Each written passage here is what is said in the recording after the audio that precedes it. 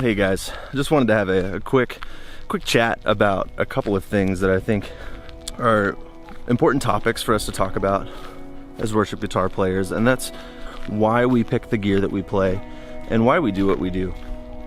Now, what I'm talking about is so many times we sometimes may even feel influenced or persuaded to play certain pedals, certain guitars or amps, and even play a certain way because of just other people and their louder voice. Now, I remember there was a video I watched a while back.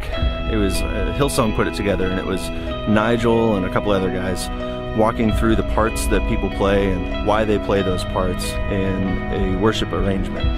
And what was really interesting is that through the whole thing he was talking about using, got a car coming, but the whole time he was mentioning playing to the arrangement or the room. Now, oftentimes we are playing songs done by, Bethel, Elevation, Hillsong, Mosaic, you name it, but these groups that are playing to arenas.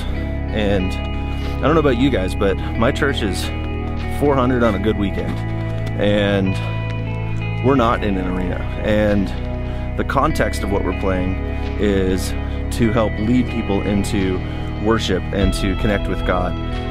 And oftentimes what we're doing at a worship event or a big conference or something like that is to, yes, do the same thing, but the production values are going to be higher, the number of musicians on stage are going to be greater, and therefore what you're playing is different in that context.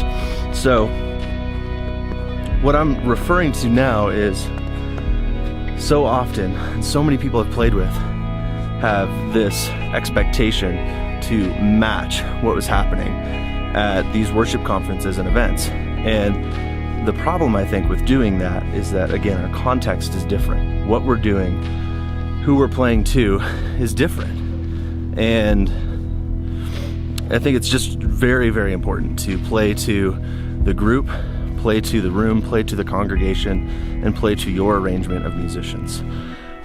So the second thing I was talking about in this video is having your own identity in what you play. I think it's important to match the tone and what we were trying to accomplish with the equipment from the original piece. But again, if your context is way different, if you as a player don't have the ability, or you don't have 4 guitar players, then I would say throw all those things out the window. Play what you play what inspires you, because if you're inspired on stage, if what you're playing makes you connect with God more, people are going to recognize that, and that's going to bring them into a greater sense of worship. I would say even more so than if you nailed that exact part. Now again, it can be fun, to have the exact gear, the exact equipment, all the right parts nailed, 4 guitar players on stage, all the synth parts, but in reality, I don't think we have that luxury in playing on a typical Sunday morning. So my challenge to you this week is to find your identity, find the gear that inspires you and play that gear. If that's a Helix, play that. If that's a Blues Junior and a couple pedals, play that.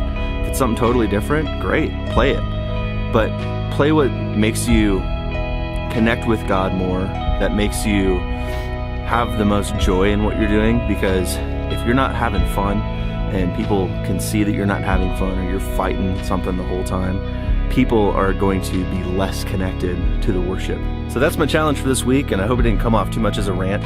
Again, there's never a right way to do things in worship. I think as long as we're seeking God first and we're seeking leading people like our congregation and our team into a relationship with God, then we're doing our job.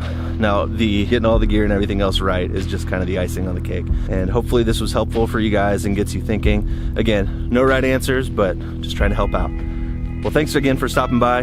Joe here with Worship Guitar Sound. I always appreciate any comments or questions, so keep those coming, and we'll see you guys next time. Take care.